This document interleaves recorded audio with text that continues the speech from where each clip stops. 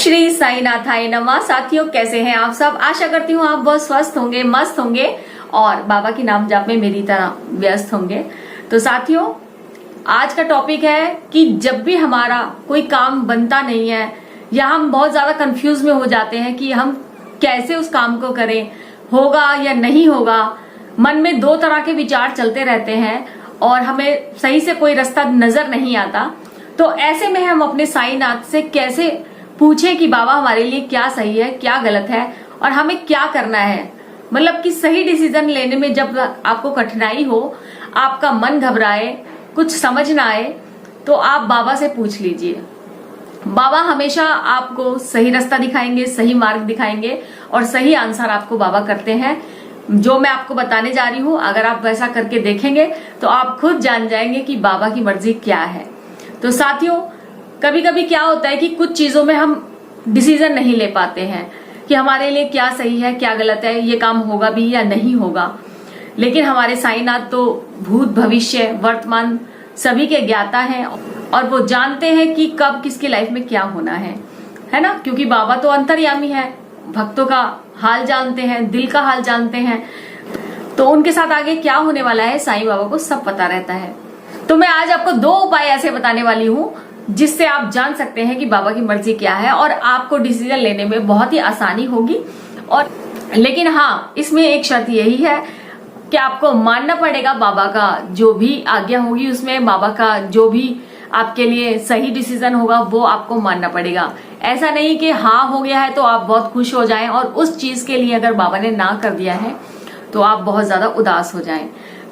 अगर बाबा ने सही आंसर दिया है तो फिर उसमें या तो आपको घाटा भी हो सकता है, आपको नफा भी हो सकता है। बाबा की आज्ञा तो आप जानते ही और आप साईं भक्त हैं तो आप समझ सकते हैं कि अगर बाबा की आज्ञा को आप नहीं मानते हैं तो आप अपना ही नुकसान उसमें कर बैठेंगे। तो बिल्कुल भी उदास मत होना अगर बाबा उसमें ना कर देते हैं। बाबा की मर्जी ही समझना और बहुत ही अच्छा बाबा आपके लिए और कुछ सोचकर बैठे हैं, ऐसा आपको समझना है। जब भी किसी चीज के लिए बाबा से आप अगर पूछते हैं तो हाँ होती है तो क्या होता है कि हम लोग बहुत खुश होते हैं, बाबा ने हाँ कर दी है। और ना हो जाती है तो भी हमें ये लगता है अरे हमने बाबा से पूछ के गलती कर दी है ना। और इससे अच्छा तो हम खुद ही कर लेते क्योंकि हम वो काम करना चाहते हैं। अब उसमें आगे हमारे साथ अच्छा होगा, बुरा होगा, वो हमारे लिए फायदा होगा, इससे हम अनजान हैं, हमें नहीं पता। लेकिन वो हमारी नजर में हमें अच्छा लग रहा है इसलिए वो काम होना चाहिए। तो इसलिए उदास मत होना अगर बाबा ना करते हैं। बाबा की मर्जी समझना और माथे से उस पर्ची को लगाना, जो मैं अब आपको उपाय बताने जा रही हूँ। तो आपने करना क्या है कि जब भी आपका कोई काम ऐसा है जिसमें आप डिसीजन नहीं ले पा रहे हैं और जैसा भी आप मतलब आपका मन घबरा रहा है, आपको समझ में नहीं आ रहा, डिसीजन नहीं ले पा रहे या फिर आप जानना चाहते हैं बाबा की क्या मर्जी है, तो आप ये दोनों करके देखना उपाय, आपको तुरंत बाबा आंसर करते हैं। तो जब मान लीजिए मेरा कोई काम है और मुझे बाबा से पूछना है कि मुझे साईं ये करना है या नहीं करना, तो आपने क्या करना है, आपने दो पर्चियां बना लेनी है। कागज की छोटी छोटी पर्ची बनानी है जिस पर आपको अपनी विश लिखनी है और उसमें यस और नो भी लिखना है, ठीक है।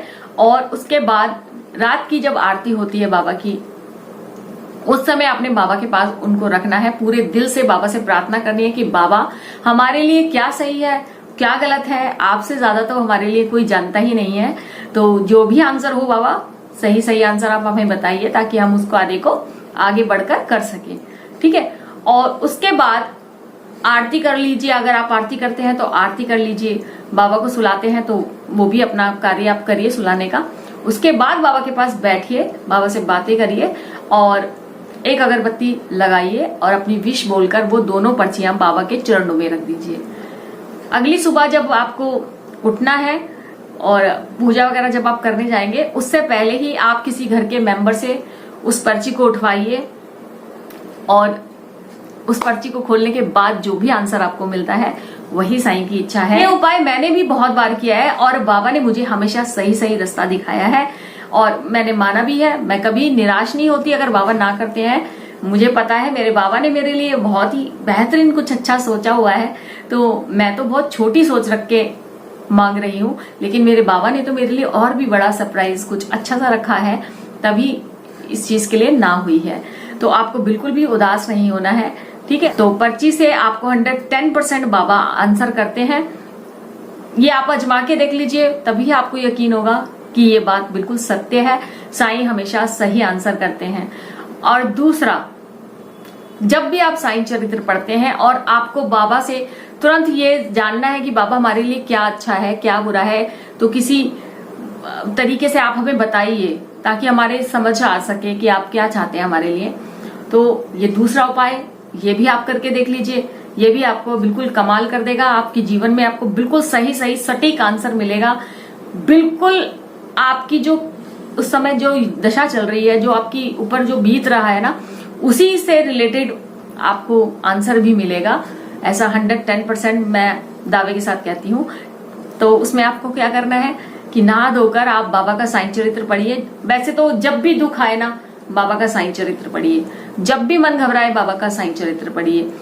5 मिनट भले पढ़िए, पूरे दिन में आप 5 मिनट तो निकाल ही सकते हैं ना। जरूर बाबा का साईं चरित्र पढ़िए, उसको अपने डेली रूटीन में शामिल कर लीजिए। भले एक काम कोई रह जाए, हमारा खाना रह जाए, किसी काम के लिए थोड़ी देर हो जाए तो हो जाए, लेकिन साईं चरित्र हमारा नहीं छूटना चाहिए। 5 मिनट ही भले, मैं तो 5 मिनट ही कहती हूँ आपसे।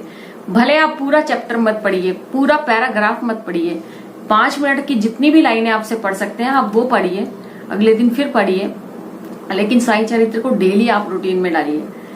तो आपको करना क्या है, तो जब भी आपको लगे कि मैं प्रॉब्लम में हूं और बाबा से मुझे आंसर चाहिए, तो आप साईं चरित्र पढ़िए, नहा धो के बैठिए, बाबा के सामने बैठिए और बाबा से वही विश कहिए जो आपने करनी है, जो आपने बाबा से पूछनी है।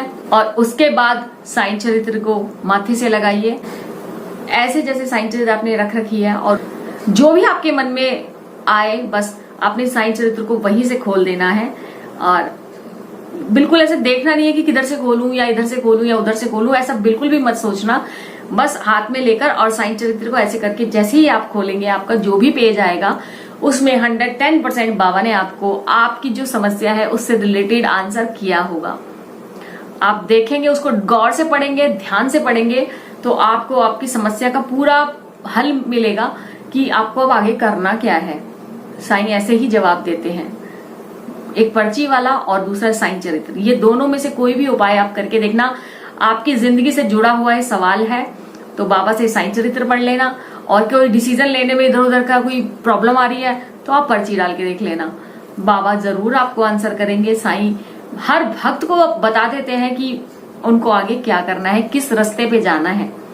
तो आप ऐसा करके देखिए। मैं तो अपने जीवन में हमेशा यही अपनाती हूँ और हमेशा बाबा ने मेरा साथ दिया है। और मैं इन चीज पर बहुत विश्वास करती हूँ कि जो मेरे बाबा ने मेरे लिए आंसर किया है वो बिल्कुल सही है और मैं उसे मानती भी हूँ। बहुत बड़े बड़े डिसीजन मैंने लाइफ के बाबा की पर्ची से ही लिए हैं और जब वो बाबा की मर्जी है तो मुझे तो कभी कहीं से कोई नुकसान होता ही नहीं है, चाहे वो हेल्थ को लेकर हो। और इवन मैंने मकान भी लिया था ना, तो मैंने ये पर्ची डाली थी कि बाबा मुझे ये घर लेना है या नहीं लेना है, तो बाबा ने यस किया था, तभी मैंने ये मकान लिया। और बहुत सारी चीजें ऐसी हैं जो मैं बाबा से ही पूछ के करती हूँ जब बिल्कुल समझ से बाहर हो जाता है। और बाकी तो साईं हमारे साथ है ही, उनका आशीर्वाद हमारे साथ हमेशा रहता है। अपने हर भक्त का ख्याल बाबा खुद रखते हैं। बस आपको क्या करना है, साईं साईं जपना है। उसके बाद तो बाबा खुद मजबूर हो जाते हैं भक्त के पास आने के लिए, उसके कष्टों को दूर करने के लिए। और जितने भी साईं भक्त हैं वो सभी जानते होंगे कि बाबा के नाम में इतनी शक्ति है कि दिन रात पूजा भी करेंगे ना तब भी आपको उसका इतना फल नहीं मिलेगा जितना कि आपको साईं साईं जपने से हो जाएगा।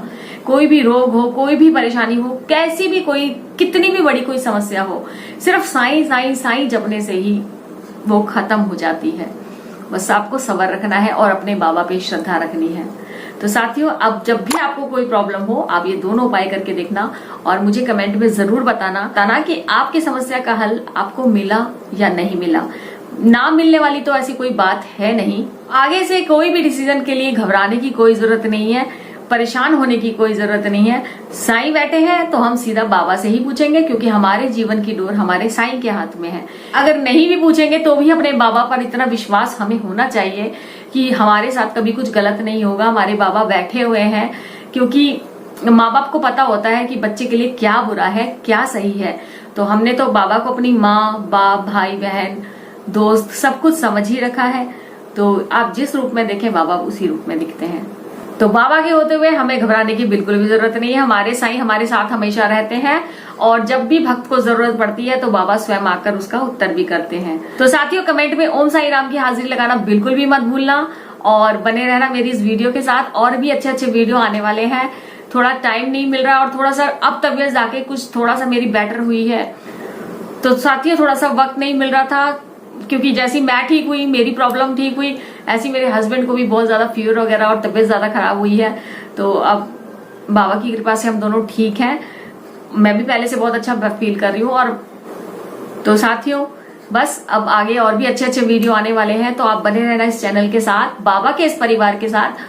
और बस अपना जो भी आपका फीडबैक है वो मेरे को कमेंट में जरूर लिखिएगा। आपको कुछ पूछना है तो वो भी बताइएगा।